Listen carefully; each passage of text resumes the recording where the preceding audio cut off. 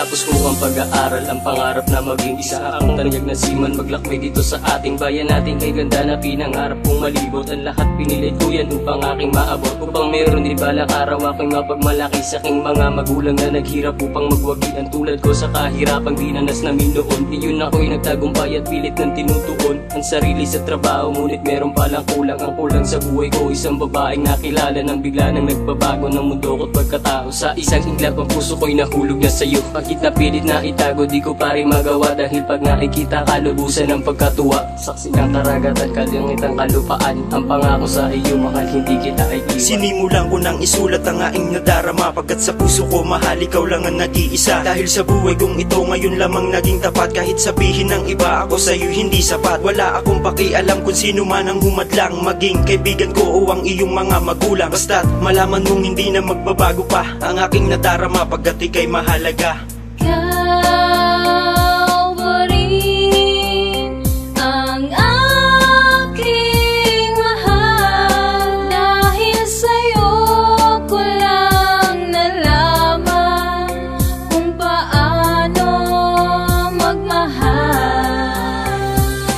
Kahit na magkalayo tayo, hinding-hindi kita lilimutin.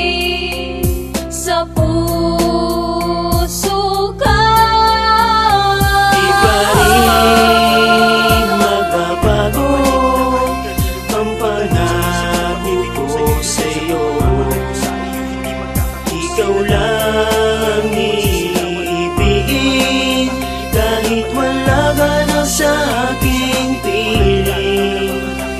Sa iyong muling pagbalik at pagbaba mo sa barko, hanggang kailan muli maghihintay sa pagbabalik mo? Sa pagbalik mo, di tiyak kung kailan muling magkikita, kung kailan muling matatanaw ganda ng iyong mukha. Na bumigani sa katulad ko na siya naging pag-asa, sa isang katulad ko na nasaktan na rin ng sobra. Sa isang babaeng kala ko'y makakasama ko sa buhay ko't sa habang buhay ay makakapiling ko. Subalit ang lahat ng yan ngayon ay sana lamang na napakalungkot na alaalang yoko nang balikan pa. Kaya't kung ako ay pagbibigyan, muli ka na makita. Sa ikalawang yugto'y muli kong ipapadama kung ano ba ang nadama nang natuloy kitang makita. Sa barko na lang itulay ko upang makasama ka, mahal kita, iyan ay aaminin. Nasa tulad mo, bigyan lang sana ng tugon, nilig sa Diyos dalangin ko. Ngayon sasabihin ko na ang aking nadarama, kahit nahihiya at merong manghalong kaba sa aking dibdib. Pero ngayon ako sa'yo'y magtatapat na ikaw lang aking mahal, pagsigawan pa sa lahat. Pagkat ika'y isang bituin na nais ko na maabot, at di ako mahihiya kahit damit ko ay gusto. Dahil sa'yo ko lang naramdaman kung paano magmahal, kasi ikaw lang ang babae hinintay ko ng kay tagal. Dahil ako'y di hamak na lalaki na sa'yo'y may pagtingin. Kahit malawak man ang dagat ay aking tatawirin, at kahit na nahihirapan ay aking ipaglalaban. Ang pag-ibig ko sa'yo ko lang ilalaan. Nagbago ang lahat ng sinabi mo sa akin, na hindi mo ko gusto, ano ba ang turing mo sa akin. At bigla kang umalis at ako'y tinalikuran, kaya ang buhay ko tong wala nang ang patutunguhan.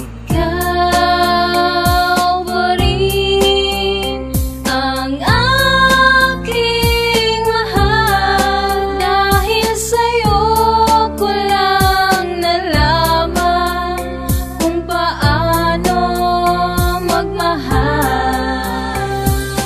Kahit na magkalayo tayo, hinding-hindi kita lilimutin. Sa puso ka. Di pa rin magbabago ang panahon ko sa'yo. Ikaw lang iibigin, kahit wala ka na sa aking piling. Di naman sa hiningi kita ko sa'kin dumating, siguro nga itong tadhana sa ating dalawa'y nakabaling. Nang ikaw ay nakilala, lungkot pang nadarama, agad mo kong pinasaya mula sa unang pagkikita. Ngunit bakit ganun? Ang tadhana'y mapaglaro, ano nga ba ang kasalanan? Bakit ang mundo'y ganito? Kung kailan na alam ko nasa puso ko kung sinong dapat mahalin at paglaanan, ibigay ko ang lahat. Saka pa ko masasaktan, siguro nga'y sadyang ganyan. Sa sulat na iyong iniwan, ito lang ang dahilan. Di mo ko kailangan sa buhay at sa puso mo, agad ako na nag-isip na paisip sa sulat mo. Totoo nga ba lahat o pawang kasinungalingan ng mga sinabi mo sa sulat na iyong iniwan? Kaya ako ay nag-decide na puntahan ka sa inyo, baon ko ay pangangamba, lungkot luha ang dinatnan ko.